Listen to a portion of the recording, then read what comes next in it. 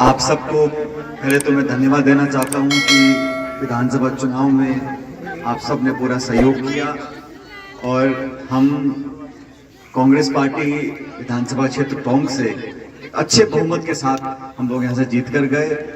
टोंक जिले में 4 में से 2 सीटें हम लोग जीते और प्रदेश भर में भी जो परिणाम आए, ये बात सच है कि हम लोग सरकार नहीं बना पाए, लेकिन बीजेपी और कांग्रेस का जो वोट का अंतर था वो कोई 1-1.5% वोट है, तो बहुत ज्यादा अंतर नहीं रहा। कि मुझे खेद है कि हम सरकार नहीं बना पाए और दुर्भाग्यवश पिछले 30 सालों से ये चल रहा है, 5 साल बीजेपी सरकार, 5 साल कांग्रेस की सरकार, और इस बार तमाम कोशिशों के बावजूद भी हम लोग सरकार नहीं बना पाए। लेकिन फिर भी आप सब लोगों ने बहुत सहयोग किया, सभी समाज के लोगों ने, हर धर्म बिरादरी जाति के लोगों ने बढ़ चढ़कर कांग्रेस पार्टी की मदद करी और एक मजबूत विपक्ष आज प्रदेश में मिला है। आप जानते हो सरकार बनने के बाद एक विधानसभा चुनाव हुआ जो उपचुनाव था, वहां पर हमारी कांग्रेस के जो विधायक थे सरदार गुरमीत सिंह कुन्नर साहब, उनकी मृत्यु हो गई बीच चुनाव में, तो एक और उपचुनाव हुआ सरकार बनने के बाद।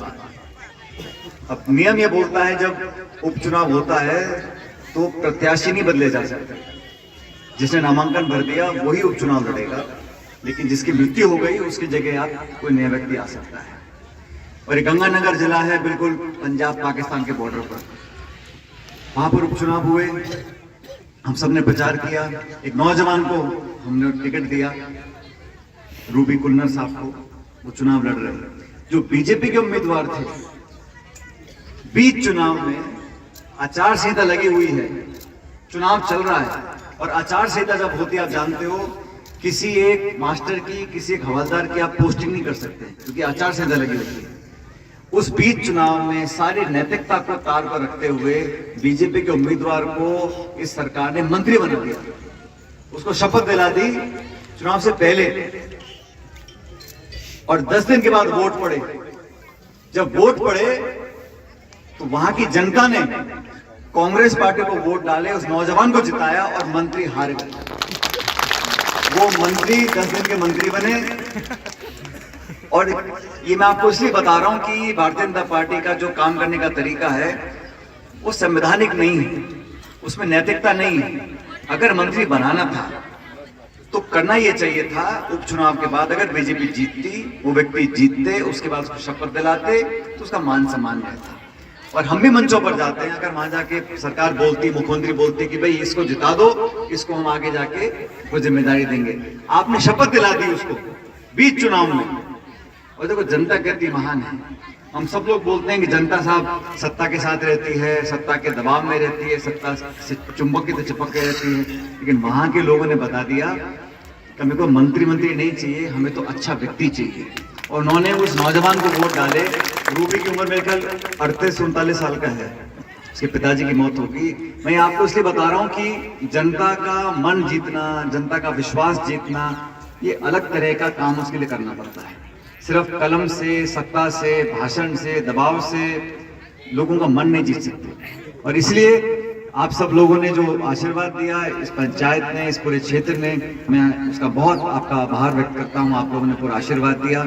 इसीलिए अभी विधानसभा का सत्र चल रहा था, मेरे को जिम्मेदारी दी है एक और प्रदेश की, छत्तीसगढ़ की, वहां पर हम लोग तैयारी कर रहे थे। कल से वहां यात्रा चालू होगी, राहुल गांधी जी वहां 4 दिन यात्रा करेंगे, उसके तैयारियों में मैं गया हुआ था, क्योंकि मेरा मन था कि एक बार मैं आपसे आके मिलूं। इसलिए कल देर रात में यहाँ टोंक आ गया था आप सबसे मुलाकात करने के लिए। आप सब यहाँ पर पधारे, उसका मैं बहुत आपको धन्यवाद देना चाहता हूँ। अब देश में जो हालात है वो आपसे छिपे नहीं, आजकल सब लोग जागरूक हैं, अखबार, टीवी, मोबाइल सब आप देखते हो।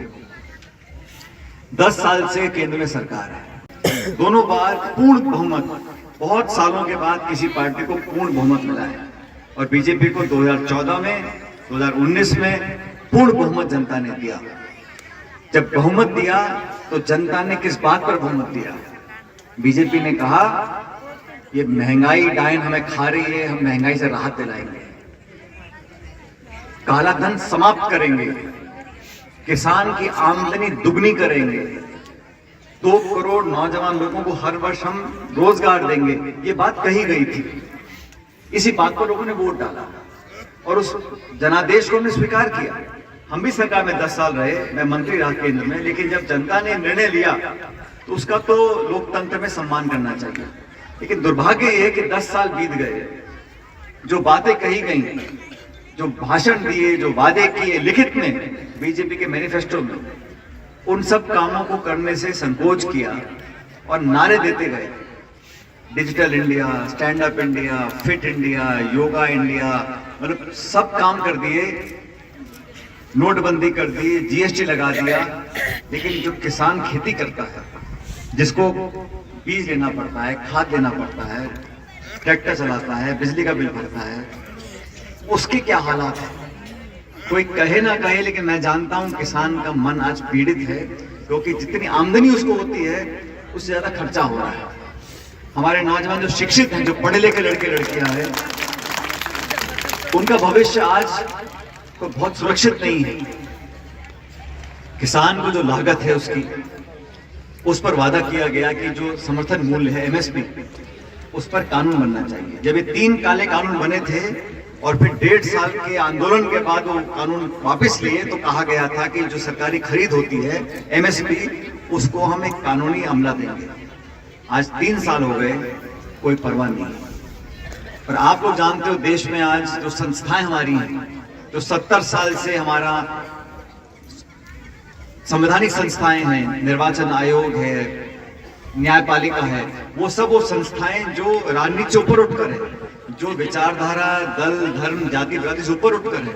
आज हमारा जो न्यायालय का निर्णय आता है उसको चुनौती क्यों नहीं देते?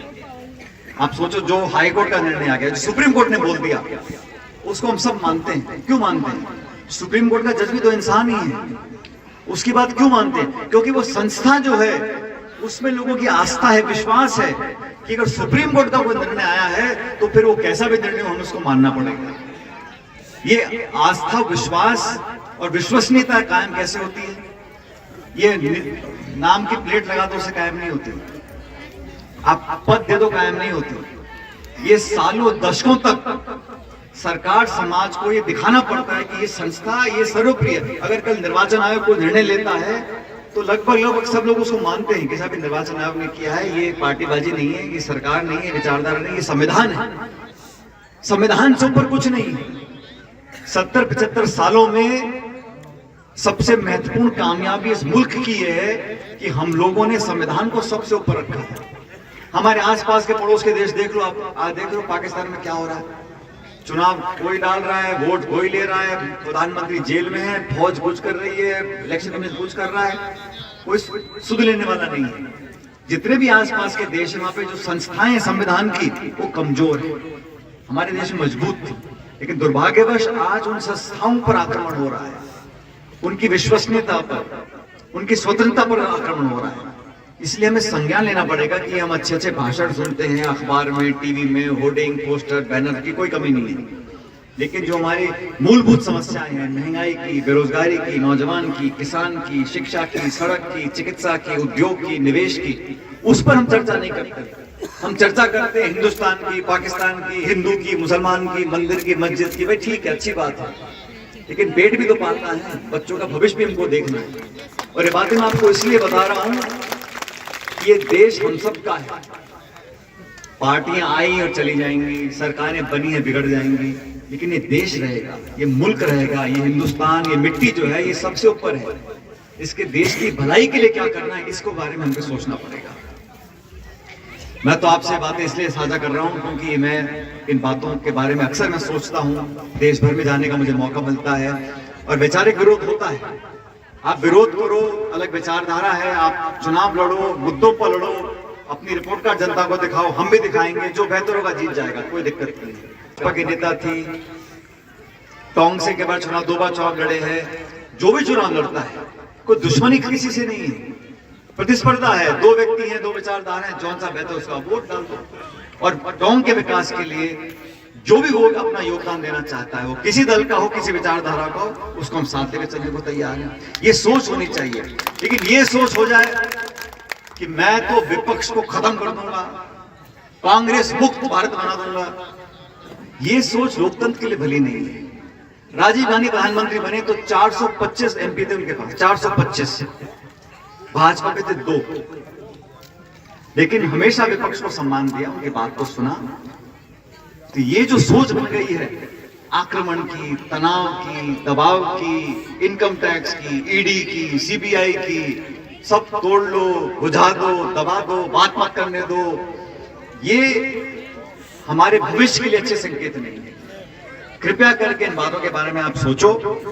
मैं तो आप लोगों से मिलने, आपको धन्यवाद देने, सरपंच साहब का भाषण सुनने, मैं तो भाई बहुत कोशिश कर ली, लेकिन दबाव इतना है कि यहाँ गृह मंत्री की चलती नहीं है। तो सरपंच महोदय थोड़ा ढील दो, इन्हें पे घूमने फिरने दो, काम करने दो। बाकी मुझसे जो काम पंचायत में थे, मेरे ख्याल 1.5-2 करोड़ के काम हम लोगों ने कराए। और जैसा प्रमुख साहब बोल रहे थे रामदास जी, भाई सत्ता आती चली जाती है, लेकिन ये वही जनता है और ये वही एमएलए है। आप लोगों के काम में कोई कमी नहीं आएगी, आपके विकास में कोई कमी नहीं आएगी। और आप याद रखना, जब आपने कहा ना कि साहब ये अधिकारी प्रशासन, प्रमुख साहब, अधिकारी प्रशासन सरकार के सेवक हैं, लेकिन सबसे पहले जनता के सेवक हैं। आप अधिकारी और प्रशासन के अफसर को बोलो, जनता के हित का कोई काम बोलो और ईमानदारी से बोलो, और पब्लिक के हमदर्दी की बात आप करोगे तो कोई अधिकारी आपकी बात को टाल नहीं सकता। हाँ, आपके मन में कुछ चोर है, भाई किसी को ठेका दिलवाना है, किसी की कुछ ट्रांसफर करवानी है, खुद ही आप लफड़ा करवाओगे अधिकारियों से, तो फिर अधिकारी भी समझ जाएगा कि नेता ऐसा ही है। आप अगर भले की बात करो, विकास की बात करो और जायज बात करो, तो कोई अधिकारी आपके बात को टाल नहीं सकता, क्योंकि मन में शक्ति होनी चाहिए। अगर मैं सही बात बोल रहा हूं, मेरे क्षेत्र के लोगों की वाजिब मांग है, उसको तो पूरा करना ही पड़ेगा, चाहे सरकार किसी पार्टी की हो। इसलिए इस क्षेत्र के विकास के लिए हमेशा हम सब मिलकर काम करते आए हैं। अभी सरपंच साहब कह रहे हैं इतना काम हो गया, लेकिन फिर भी 4 पर्ची पकड़ा दी मेरे को। और मैंने कहा भाई सारे काम छोड़ दो, पहले बच्चों की बात करो। उन्होंने कहा साहब यहाँ बच्चे ज्यादा हैं, कमरे कम है। मैंने कहा मेरी जिम्मेदारी है। और मैंने कहा फिर बात करो कितना खर्चा पानी आएगा। तो हमेशा की तरह पहले तो लंबा खींच दिया, तो मैं टाइट किया, फिर थोड़ा कम कर दिया। ये मोल हम लोग करते रहते हैं। सरपंचों के साथ मैं बहुत काम किया है, मैं 25 साल में। तो जो भी हो, इन बच्चों के लिए, स्कूल के लिए 3 कमरे मैं मेरे विधायक कोटे से बनवाऊंगा, बच्चे अच्छी पढ़ाई कर सकें। और इसके लिए उन्होंने मुझे जो एस्टिमेट बताया कि 18 लाख रुपए में बनेंगे। आप इन 3 कमरों का निर्माण करवा लो। और मेरा निवेदन है